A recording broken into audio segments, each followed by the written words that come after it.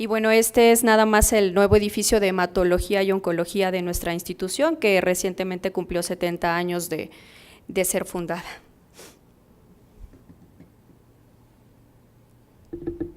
Muy bien, el comentario del caso clínico va a estar a cargo de la doctora Lisette Velázquez Marmolejo. Ella es hematóloga pediatra, ella hizo la residencia en el Instituto Nacional de Pediatría y actualmente es hematóloga adscrita al servicio en el Hospital Infantil de México, Federico Gómez. Gracias. Buenas noches. Antes que nada, también quiero agradecer a la asociación por la invitación para participar y discutir el caso del día de hoy. Bueno, como todos sabemos, la enfermedad de von Willebrand es una enfermedad hemorrágica que resulta de defectos ya sea cualitativos o cuantitativos en el factor de von Willebrand. El trastorno es el trastorno hemorrágico hereditario más común y representa aproximadamente el 1% en la población general, afecta por igual a hombres y mujeres y es una enfermedad multifacética, ya que presenta una gran variedad de síntomas, todo de acuerdo al tipo de la alteración, a la severidad de la enfermedad e incluso a la naturaleza del defecto molecular en que se presenta. La enfermedad de von Willebrand tipo 3 es la forma más severa de toda esta variedad de enfermedades y es debida a la ausencia virtual completa o casi completa del factor de von Willebrand. Tiene una herencia autosómico recesiva que es muy importante también para la presentación y los pacientes heterocigotos tienen síntomas leves o ninguno, incluso pueden no tener síntomas en gran parte de su vida, mientras que los pacientes homocigotos muestran más síntomas de sangrado severo. Como ya sabemos, el factor de von Willebrand es una glicoproteína plasmática que tiene dos funciones muy importantes. En primer lugar, se une al factor octavo, protegiéndolo de la proteólisis y prolongando así su vida media. Por otra parte, media la adhesión plaquetaria y promueve la agregación, ¿no? Entonces, de ahí es la importancia de que alguna alteración, ya sea cualitativa o cuantitativa en el factor de von Willebrand, tiene repercusiones en la hemostasia clínicamente. La clasificación no nos vamos a detener, nada más aquí es importante. No puedo. Hacer la diferencia en las deficiencias cuantitativas que se refieren a la enfermedad de von Willebrand tipo 1 y tipo 3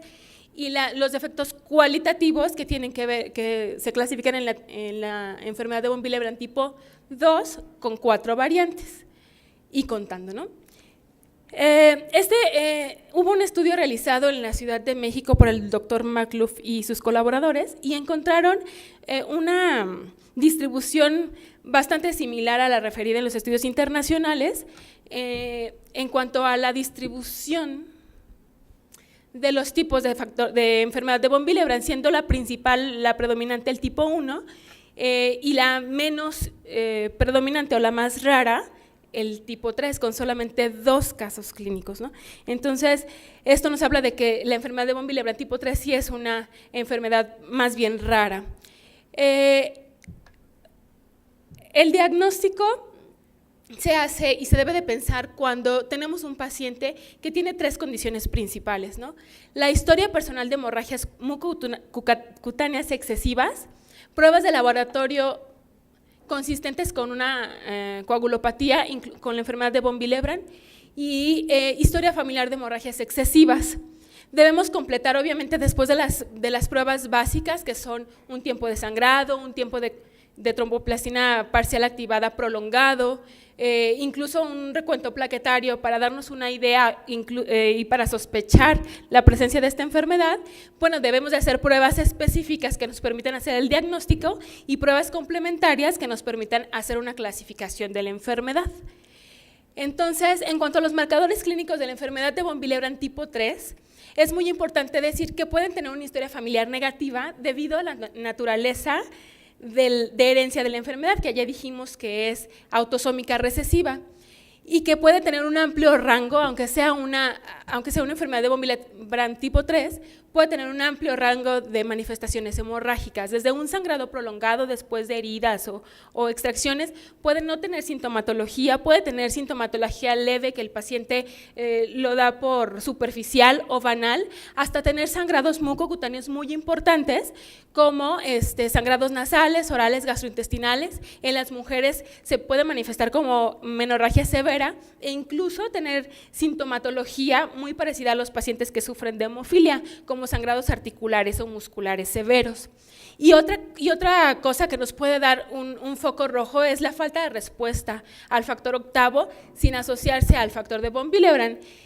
como lo vimos en el caso que se acaba de presentar, que tenía una respuesta parcial a la administración del factor octavo solito y tenía una mejoría cuando se le administraban crioprecipitados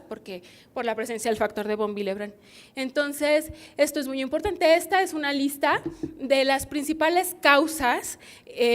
por las que consultaban los pacientes con hemofilia, con enfermedad de von Willebrand tipo 3. Este estudio se hizo en pacientes controlados en Irán y en Italia y más o menos coinciden.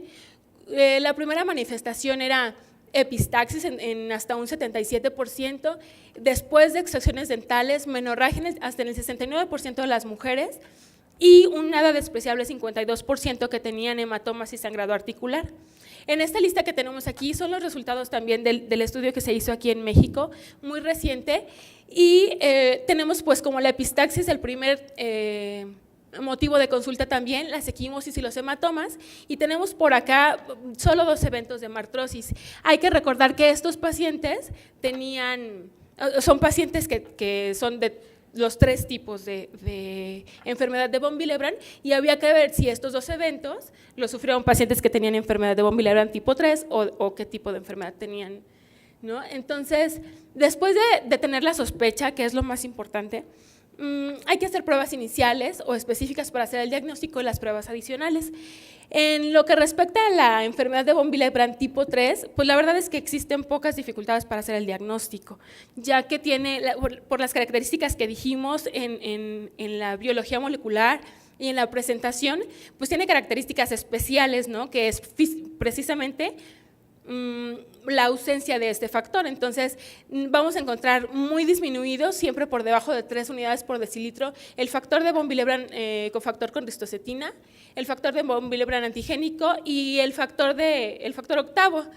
que está mucho más disminuido que todos los demás tipos. Esto es muy importante porque no a todos los niños que tenemos con diagnóstico de enfermedad con hemofilia A leve, que habitualmente suelen estar por debajo de 10 unidades, no les hacemos de manera sistemática la determinación del factor de von Willebrand, y esto es algo que debemos de tener en cuenta porque necesitamos vigilar la evolución de estos niños y la respuesta al tratamiento. Y bueno, las pruebas adicionales que habitualmente son poco útiles en este tipo de enfermedad de von Willebrand, debido a que las pruebas adicionales que nos sirven para clasificar la enfermedad, pues necesitamos saber cómo está la calidad del factor de von Willebrand, pero en el tipo 3 no lo tenemos. Entonces, la verdad es que son poco útiles y haciendo las pruebas iniciales podemos darnos una idea bastante lógica de que nuestra paciente está sufriendo una enfermedad de von Willebrand tipo 3. Y bueno, se ha hablado últimamente de la biología molecular, como en todo lo demás, para el diagnóstico de la enfermedad de von Willebrand, y la literatura refiere que es importante para enfermedades en las que existe alteraciones cualitativas, más que en las alteraciones, sobre todo en la enfermedad de von Willebrand tipo 3, porque se refiere la alteración genética casi siempre son de lesiones completas o de lesiones muy grandes del gen, y eso difiere mucho de las mutaciones puntuales o de las inserciones y de lesiones pequeñas que puede haber y que sí tienen repercusión en otros tipos de enfermedad de von Willebrand, como en el tipo 2.